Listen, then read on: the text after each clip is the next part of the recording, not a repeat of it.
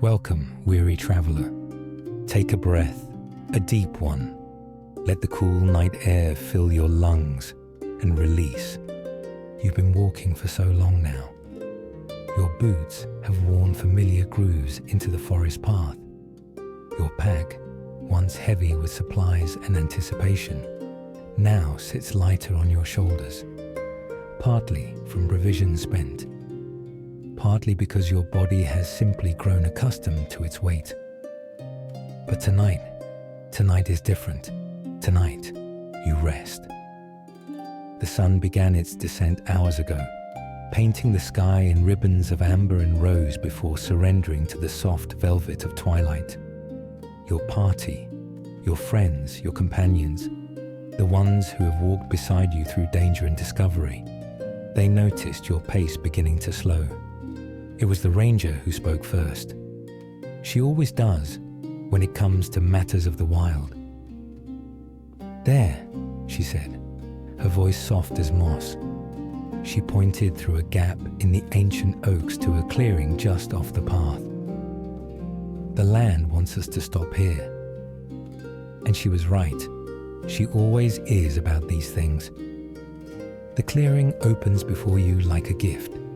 The trees here are old, older than any kingdom, older than any map. Their branches reach toward one another overhead, fingers interlacing to form a living cathedral ceiling. Just enough night sky peeks through to reveal the first brave stars of evening twinkling their greetings. The ground is soft, blanketed in years of fallen leaves that have become something almost like cushions beneath your tired feet. Moss creeps along the roots of the great trees, emerald green even in the fading light, soft as velvet to the touch. "This will do," the paladin says, and there's a rare gentleness in his voice. The weight of his armor, usually worn like a second skin, seems heavier tonight. He's already working at the buckles, eager to feel the evening air against his shoulders. Your party moves with the easy rhythm of those who have made camp 100 times before. No one needs to ask what to do. The bard is already gathering kindling, humming something soft and sweet under her breath. The rogue has vanished into the underbrush, not to scout for danger this time, but to find the perfect sitting log.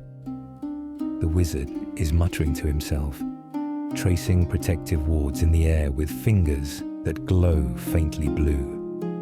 And you find yourself standing in the center of it all, breathing in the scent of pine and earth and possibility.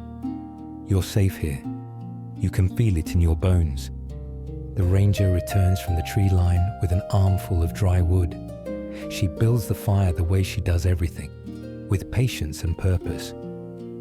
First, a nest of dried grass and bark shavings, then kindling, stacked in a careful pyramid. Larger branches laid just so, with spaces for the flames to breathe. She strikes her flint once, twice. A spark catches, then another. The grass begins to smolder, then glow, then fire.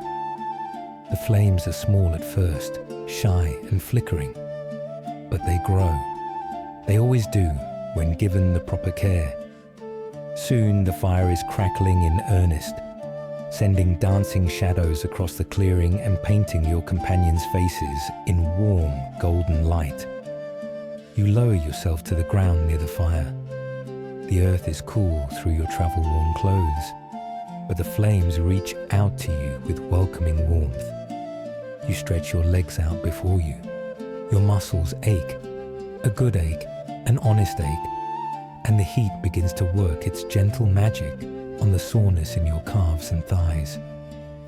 The rogue emerges from the shadows, grinning triumphantly. He's dragging a fallen log, just the right size for sitting, its bark worn smooth by seasons of wind and rain. He positions it near the fire and gestures with exaggerated courtesy. "Your throne, adventurer." You can't help but smile. Even now, even tired, there's lightness in this group. There's joy, You settle onto the log. It's more comfortable than it has any right to be. Around you, your party is finding their places. The paladin has shed his armor at last and sits with his back against a great oak, his face turned toward the fire with an expression of profound relief. The wizard has conjured a small floating light, just bright enough to read by, and is flipping through a well-worn spellbook, though his eyes keep drifting closed between pages. The bard has produced her lute from somewhere. She's not playing yet, just tuning, adjusting, her fingers moving over the strings with absent familiarity. The soft, plinking notes mix with the crackle of the fire like ingredients in a spell. The ranger settles beside you. She doesn't speak, she rarely does, but her presence is a comfort. She pulls dried meat and travel bread from her pack and passes you a portion without a word. You eat slowly. The food is simple, but after a day of walking, it tastes like the finest feast. The bread is dense and hearty. The meat is salted and smoky. Each bite seems to restore something that the road had taken from you. Above you, the sky has deepened to true night. The stars are emerging in earnest now, not just the brave ones, but all of them, scattered across the darkness like diamonds on black velvet. You can see the archer's belt, the dragon's eye, the wanderer's path. Constellations you learned as a child, stories written in light. Somewhere in the distance, an owl calls, a low, soft sound. Not a warning, just a greeting, just one creature of the night acknowledging another. The fire pops and settles, sending a brief shower of sparks spiraling upward. They dance for a moment against the darkness before winking out one by one, like fireflies at the end of summer. You're warm, you're fed, you're safe, and the night is just beginning. The bard has finished tuning her lute. She plays a chord, soft, experimental, and lets it hang in the air like a question. Anyone want to hear a story? There's a murmur of agreement from around the fire. Even the wizard looks up from his spellbook, curiosity flickering in his tired eyes. The bard smiles. In the firelight, her face looks younger somehow, or perhaps older. With bards, it's always hard to tell. This is an old one, she says, her fingers beginning to move across the strings in a slow, hypnotic pattern. My grandmother used to tell it to me when I couldn't sleep. She said her grandmother told it to her, and her grandmother before that. It's a story that's been passed down for so long that no one remembers if it's true anymore. She plays a few more notes, low and resonant. But the best stories are like that, aren't they? The ones where you can't quite tell where the truth ends and the dreaming begins. The fire crackles. The wind whispers through the leaves above, and the bard begins. Long ago, longer than any of us can imagine, there was a wanderer. Not a hero, not a warrior, not a wizard or a king. Just a wanderer. Someone who loved the road more than any destination. Someone who found peace in the space between places. Her voice is soft, rhythmic, almost like another instrument joining the lute. This wanderer traveled for years, decades, some say centuries, though that hardly seems possible. They crossed mountains that touched the sky and valleys so deep the sun never reached their floors. They sailed across oceans that had no names and walked through forests where the trees whispered secrets in languages older than words. You feel your eyelids growing heavy, not unpleasantly, just the gentle pull of rest after a long day. You let them droop, just a little, as the bard's voice continues. But even the most devoted wanderer grows tired eventually. Even the most restless spirit needs a place to stop. And so one night, a night much like this one, the wanderer came upon a clearing in an ancient forest. The trees there were old, so old that their roots had grown together beneath the earth, connecting them in ways that couldn't be seen. The ground was soft with centuries of fallen leaves, and in the center of the clearing, there was a fire. Not a fire that the wanderer had built, not a fire that anyone had built. It was simply there, burning without fuel, flickering without wind. A fire that had been burning, perhaps, since the beginning of all things. The bards playing slows even further, the notes stretching out like honey dripping from a spoon. The wanderers sat beside that fire, and for the first time in all their years of traveling, they didn't think about what lay ahead. They didn't wonder what was over the next hill or beyond the next horizon. They simply rested. And as they sat there watching the flames dance, they realized something.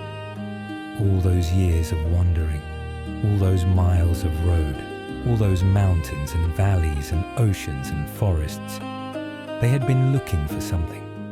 They just hadn't known what. But sitting there warm and safe in that ancient clearing, they finally understood. They had been looking for exactly this. A moment of peace, a place to belong. Not a destination, but a feeling. The feeling of coming home. The bard plays one final lingering chord. It fades slowly into the night, absorbed by the darkness and the trees and the endless sky above. My grandmother always said that fire is still burning, somewhere out there, in a clearing that can only be found by those who need it most. And anyone who sits beside it, even for a single night, carries a piece of its warmth with them forever. Silence settles over your party like a soft blanket. Not an uncomfortable silence, the opposite. A shared silence, a connected silence. The paladin stirs first. "That was beautiful," he says, his voice rough with something that might be emotion. "Thank you." The bard inclines her head, a small smile playing at her lips. She sets down her lute and reaches for her water skin, the spell of the story gently releasing its hold on the group. The wizard has given up all pretense of reading. His spellbook lies closed in his lap, and his eyes are fixed on the fire with a faraway look. Perhaps he's thinking of his own wandering days, the years he spent as an apprentice, traveling from tower to tower in search of knowledge. The rogue is unusually still. He's staring at his hands, turning them over in the firelight as if seeing them for the first time. You wonder what roads he's traveled, what he's been searching for all these years. But those are questions for another time. Tonight is not for interrogations or revelations. Tonight is for rest. The ranger shifts beside you. She's pulled out a small wooden figure, a carving of a wolf, and is turning it over in her fingers. A gift from someone perhaps, or a reminder of something. Her face, usually so guarded, is soft in the firelight. You look around at your companions, these people who have become more than party members, more than allies. They've become your family, the kind of family you choose, which makes it all the more precious. The wizard yawns. It's contagious. Soon the rogue is yawning too, and then the paladin, and then you. "We should rest," the ranger says. It's not a suggestion. There's no argument. Only the quiet sounds of a party preparing for sleep. The wizard is the first to retire. He rises with a series of small groans and pops, his joints protesting a day of walking after years spent hunched over scrolls and cauldrons. But there's no real complaint in it, just the honest sounds of a body that's been well used. "I'll refresh the wards at dawn," he mumbles, already shuffling toward his bedroll. "They'll hold until then, probably, definitely, almost certainly." The rogue snorts, reassuring as always. But there's no malice in it.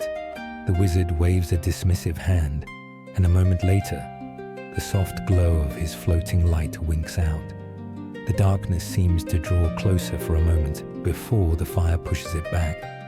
The bard is next. She tucks her lute carefully into its case, handling it with the reverence most people reserve for holy relics. Perhaps to her, it is one. I'll play something softer tomorrow, she promises no one in particular. Something for walking, something to make the miles feel shorter. She disappears into her small tent, a patchwork affair of colourful fabrics that somehow manages to be both completely impractical and entirely perfect. You hear her settling in, the whisper of blankets being arranged just so. The paladin rises more slowly. His muscles are stiff from sitting, and he takes a moment to stretch, reaching his arms above his head until his shoulders pop. "It's a good night," he says, looking up at the stars. The gods smile on us.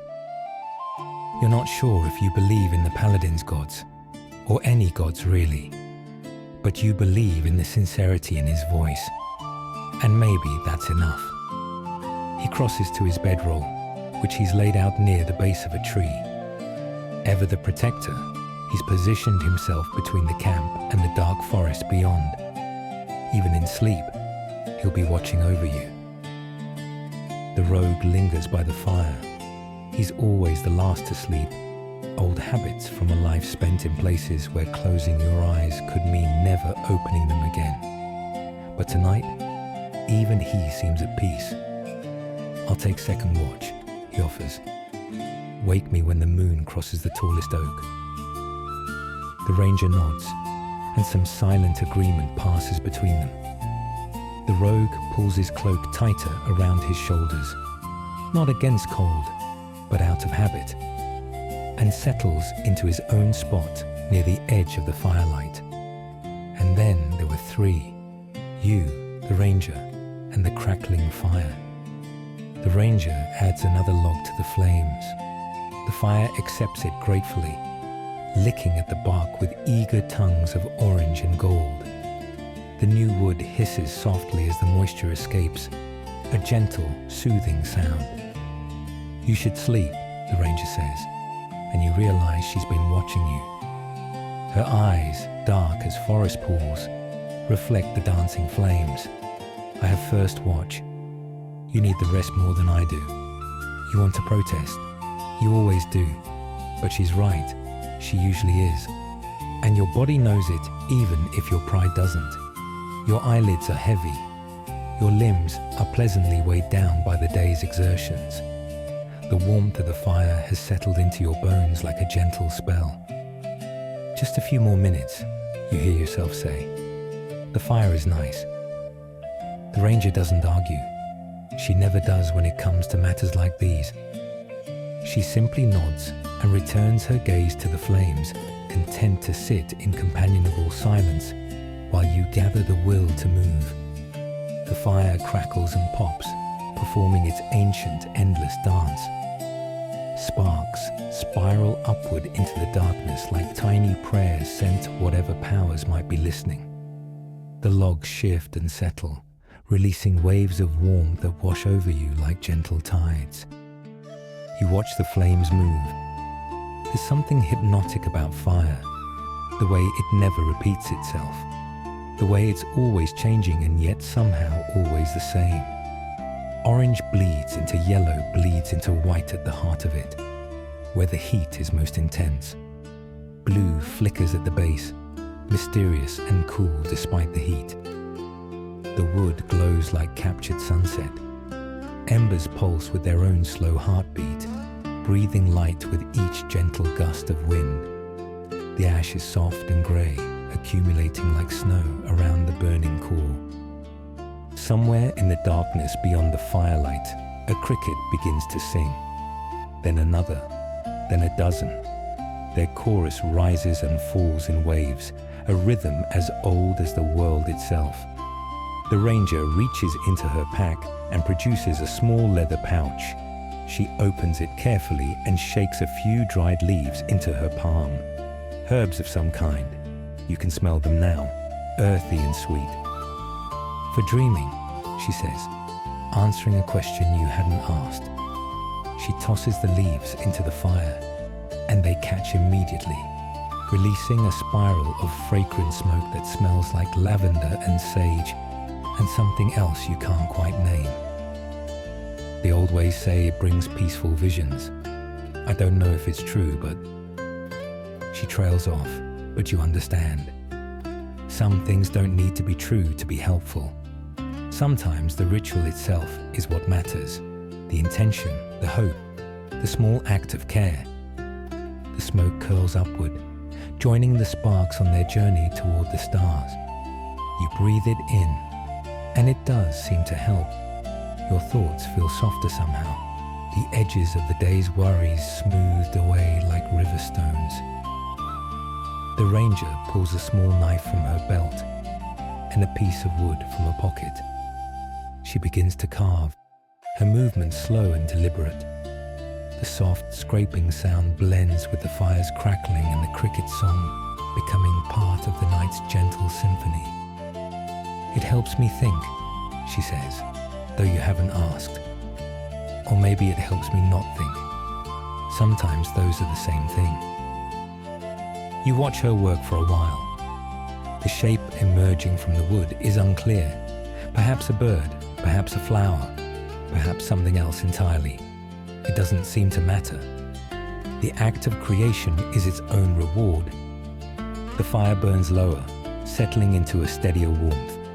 The ranger adds one more log, smaller this time, and the flames accept it with a contented hiss. Go on, she says, nodding toward your bedroll. I'll be here. And this time, you don't argue. Your bedroll is exactly where you left it, spread out on a soft patch of ground between two great tree roots. The roots curve up on either side like protective arms, creating a natural cradle that feels almost made for you. You lower yourself down slowly, your tired muscles thanking you with each inch you descend. The ground is softer than you expected. Years of fallen leaves have created a natural cushion beneath the thin fabric of your bedroll. You settle onto your back first, looking up at the canopy of branches above you. Through the gaps in the leaves, you can see the stars, thousands of them, millions of them, scattered across the infinite darkness, like sugar spilled across a blacksmith's table. The night sky seems closer here somehow. Or perhaps you've simply never taken the time to really look at it before. Every star is a sun, you remember someone telling you once. Every sun might have worlds circling it.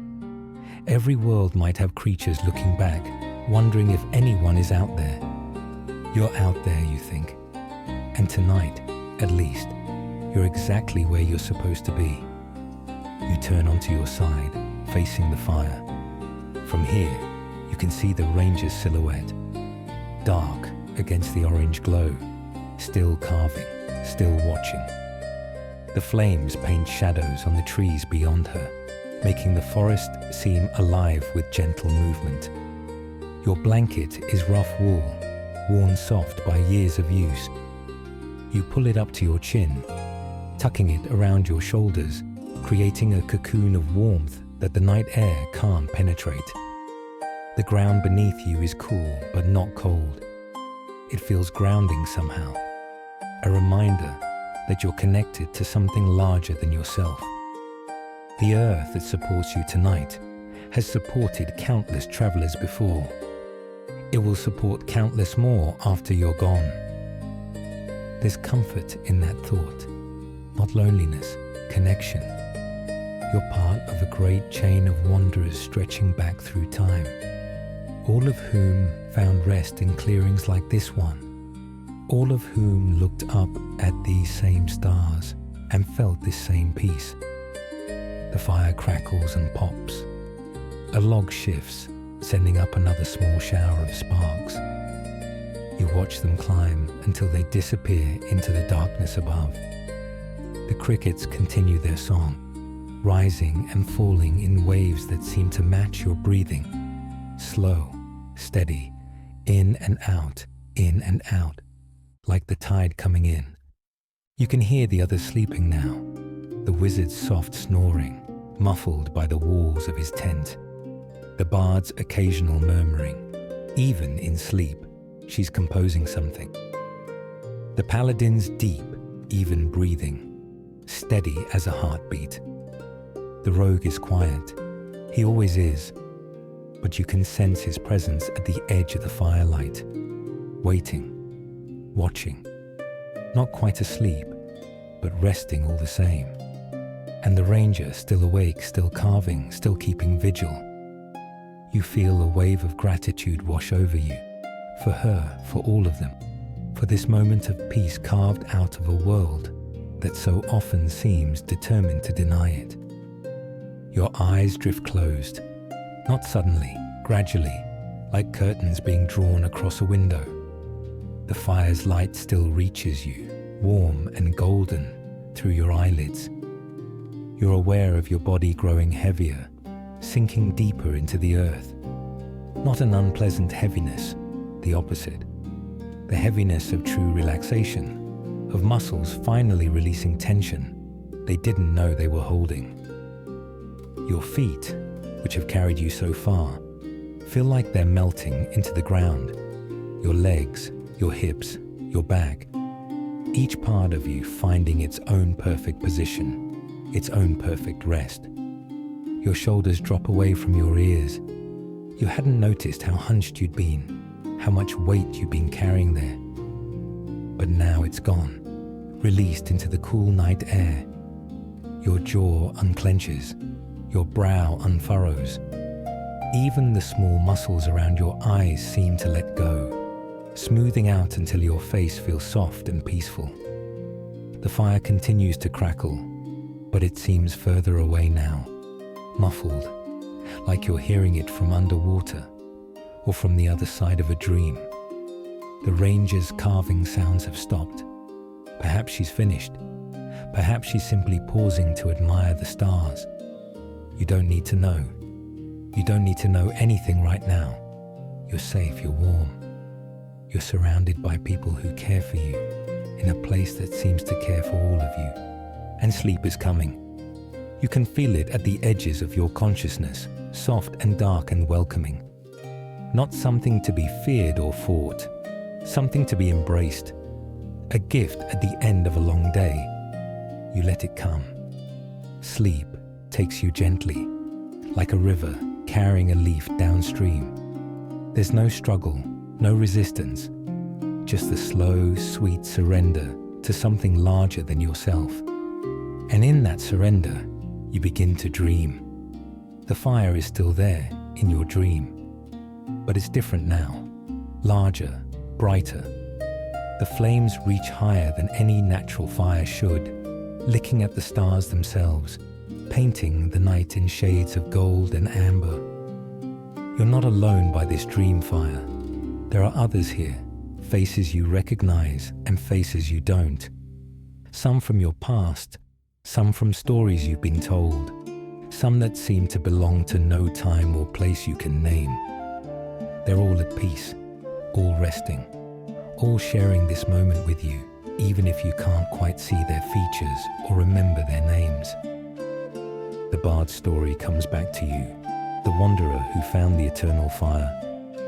Maybe this is it. Maybe, in your dreaming, you've stumbled upon that ancient clearing where the flames never die. Or maybe it's just a dream. Maybe that's enough.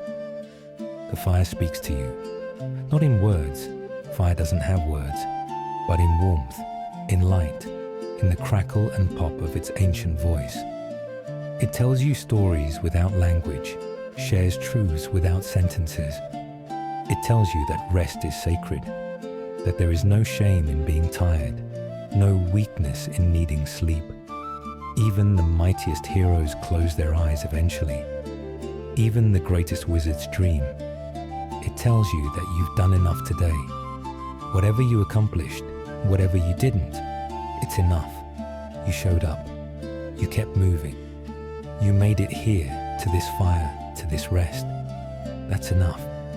It tells you that tomorrow will come with its own challenges, its own adventures, its own worries.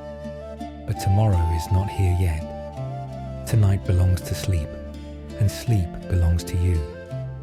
You feel yourself sinking deeper into the dream, falling through layers of consciousness like drifting through clouds. Each layer is softer than the last, warmer than the last, more peaceful than the last.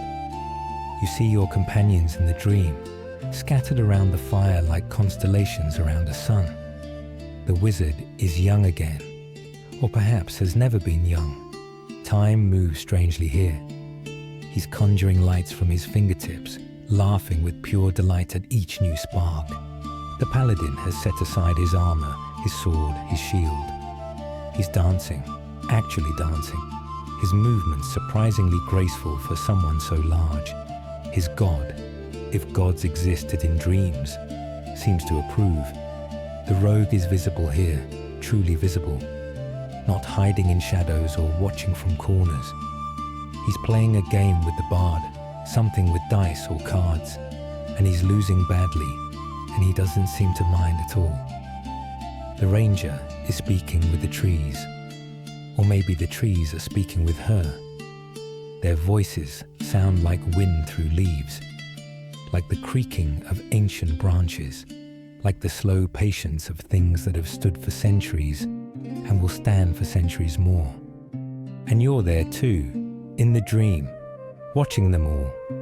Your family, your friends, the ones you'd fight for, the ones you'd die for, the ones you'd live for. The eternal fire seems to pulse in approval. These bonds, it says without saying, are the real magic. Not spells or swords or songs, though those have their place. The real magic is this: people choosing to walk the same road, choosing to share the same fire, choosing to trust each other with their sleeping selves. You feel a warmth in your chest that has nothing to do with flames. Gratitude, maybe, or love, or simply the profound rightness of being exactly where you belong. The dream shifts, the fire recedes, the clearing changes. Now you're somewhere else, a place from your past perhaps, or a place you've always wanted to go. It doesn't matter where. Dreams don't require destinations. They only require surrender. The details are hazy, impressionistic. Colors bleed into each other like watercolors in the rain. Sounds overlap and echo, creating music from chaos. But beneath it all, there's a constant, the feeling of safety, the knowledge that you're being watched over by the ranger in the waking world, by your companions in their own dreams, by whatever forces govern the night and protect those who rest beneath its blanket. You drift. Time loses meaning in the drift. Minutes might pass, or hours, or no time at all. Dreams don't answer to clocks. Images float by like leaves on a stream. Some you reach for, some you let pass. A childhood memory, a face you'd almost forgotten, a door you never opened, a path you never took. There's no sadness in these visions, no regret, just acknowledgement. These are the pieces that make up a life. These are the moments, remembered and forgotten, real and imagined, that have brought you here, to this dream, to this fire, to this rest. You accept them all, the triumphs and the failures, the roads traveled and the roads not taken. They're all part of you, and you're all right with that. The dream begins to fade, as dreams do. Not abruptly, gently, like dawn creeping over the horizon. The colors grow softer, the sounds grow quieter. The eternal fire dims to a warm glow, then to a memory of warmth, then to a feeling that might be warmth or might be something else entirely. And then, stillness. You're no longer dreaming. Not exactly, but you're not awake either. You're somewhere in between, the space between stories, the pause between breaths. This is the deepest rest, the kind that heals more than muscles, restores more than energy. This is the rest that touches something essential in you, something that can only be reached when all defenses are down, when trust is complete, when safety is absolute. You're aware of your body distantly, the rise and fall of your chest, the slow, steady rhythm of your heart, the gentle pulse of blood through your veins, carrying oxygen and warmth to every part of you. You're aware of the sounds around you distantly, the fire still crackling, the crickets still singing, the wind rustling through the leaves above like a parent's hand smoothing a child's hair.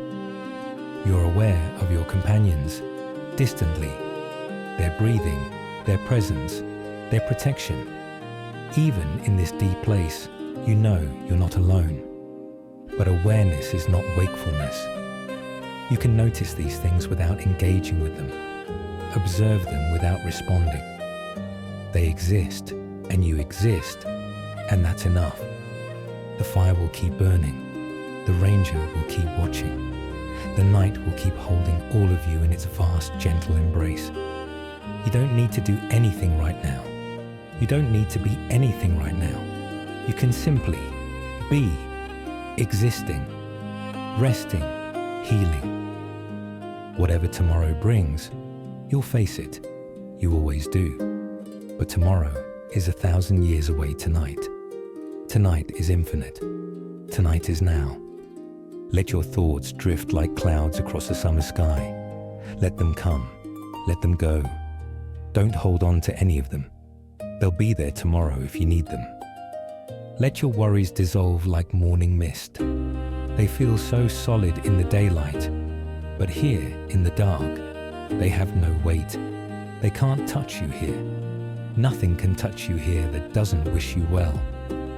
Let your body continue its slow, essential work. Muscles repairing themselves. Memories consolidating. Energy gathering for the journey ahead. All of this happens without your effort, without your attention. Your body knows what to do. It's been doing it your whole life. Trust it. Trust yourself.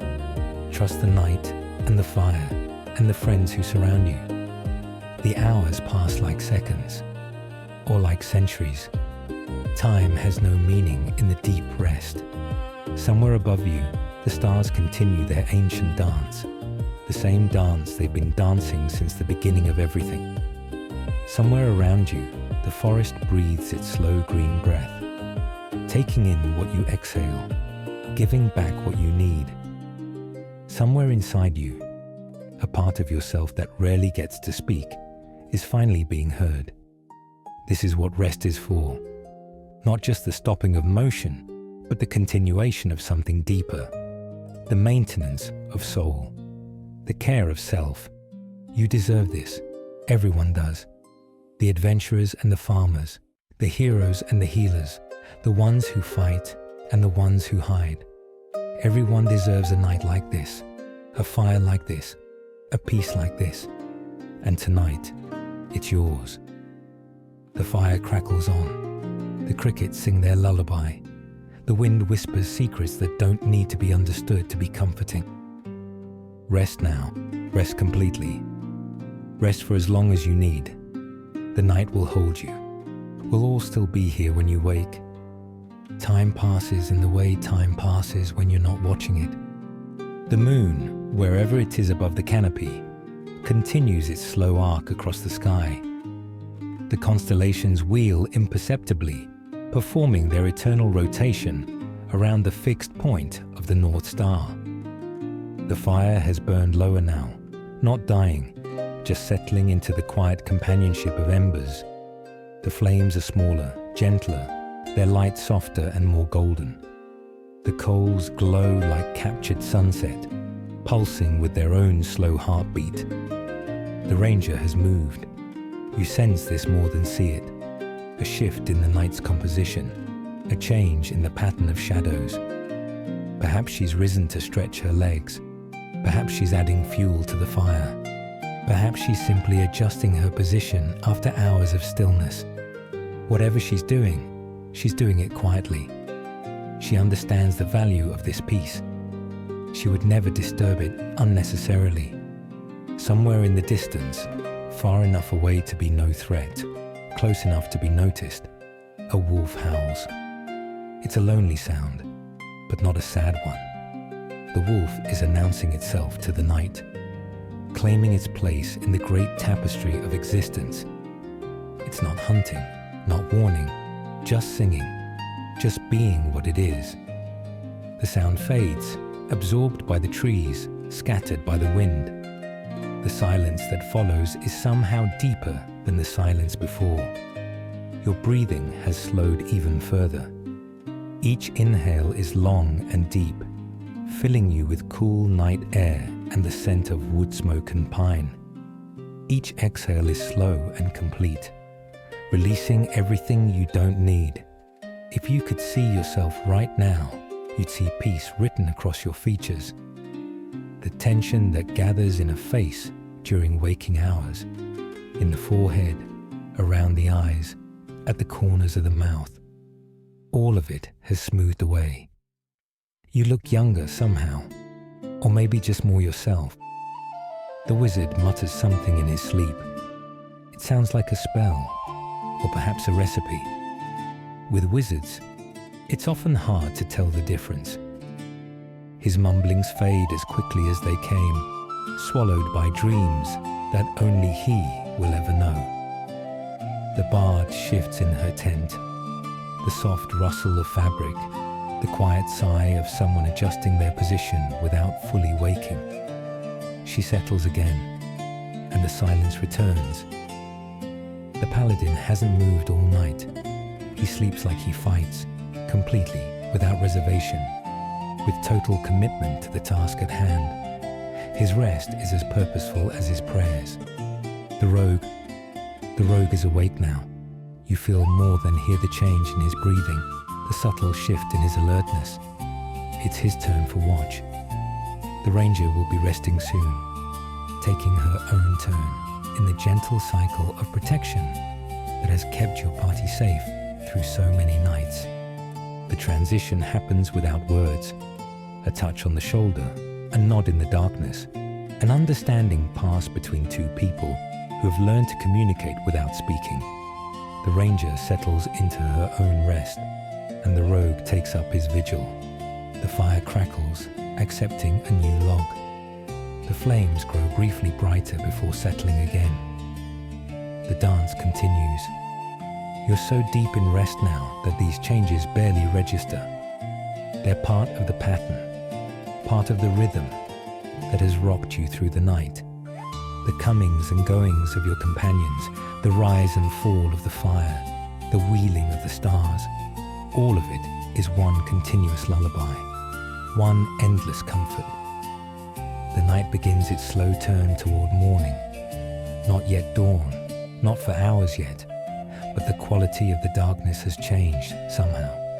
It's softer now, more forgiving. The kind of darkness that knows it won't last forever and has made peace with that knowledge. Rest on, traveler. The longest part of night is past. The first birds begin to stir. It's still dark. Will be for a while yet. But somewhere in the forest, a single bird has decided that it's time to start thinking about singing. Its voice is tentative, questioning. A few notes, then silence. A few more notes, then silence again. It's testing the air, checking to see if the world is ready for song, finding perhaps that the world is always ready for song. It just needs someone brave enough to start. Other birds begin to answer, one here, one there. The beginning of a conversation that will build into a chorus as dawn approaches.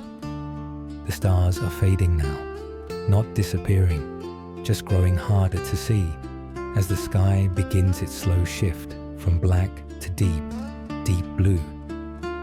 The wanderer's path is still visible if you look for it, but you'd have to try.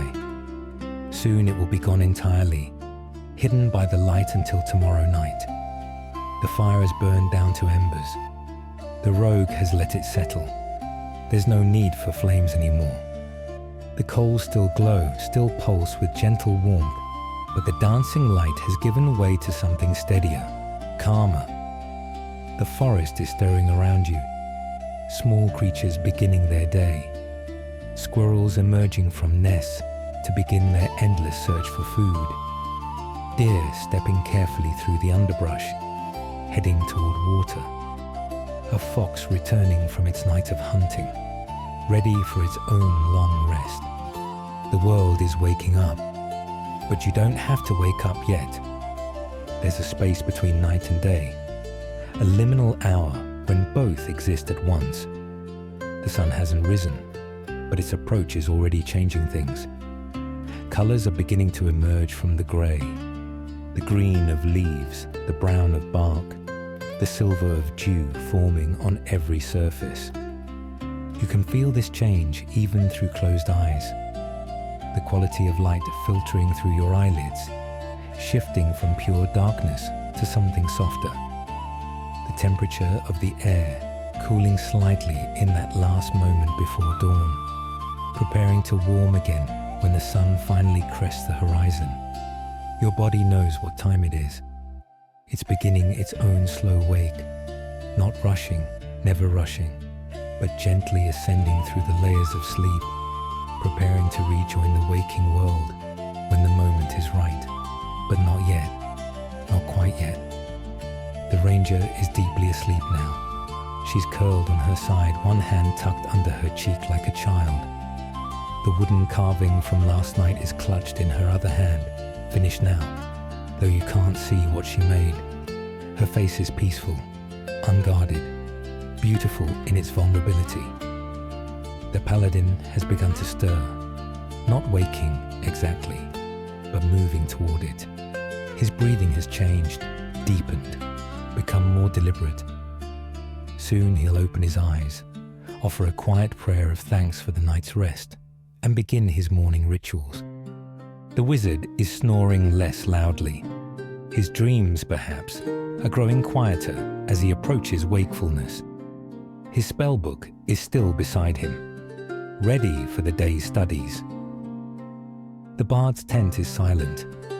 She's always been one to sleep late when she can, a habit from years of performing at taverns, where the work doesn't end until the last patron stumbles home. She'll wake when she wakes, and not a moment before. The rogue catches your eye, or would, if your eyes were open. He's been watching you, checking on you, the way he checks on all of you. It's what he does, what he's always done, watching over the people he loves, even if he'd never call it that. He gives an almost imperceptible nod. All is well. The night has passed without incident. You're safe. You're all safe. The first true color appears in the sky, a thin line of gold on the horizon, visible now through gaps in the canopy. The sun is coming. The day is coming, adventure is coming, but you have these last few moments of peace, these last few breaths of the night. This final gift of rest before the road calls you again. Take them, hold them, let them sink into your bones like warmth from an ancient fire. The birdsong is building now, a symphony of morning voices, each one adding its own notes to the chorus. Robins and sparrows and finches and warblers, all of them singing the sun into the sky. The forest is fully alive with movement and sound. But here, in your clearing, there's still peace. The great trees still stand guard. The wards still hum with protective magic. Your companions still surround you, still keep you safe, still share this moment with you. When you open your eyes, whenever that is, today or tomorrow, or whenever you're ready, the world will be waiting. There will be roads to walk and battles to fight and mysteries to uncover.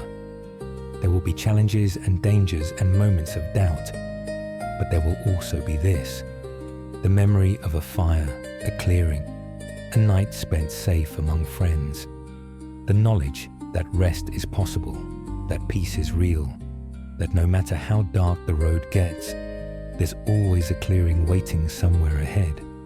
The sun rises, and your long rest is complete. Thank you for resting with us tonight.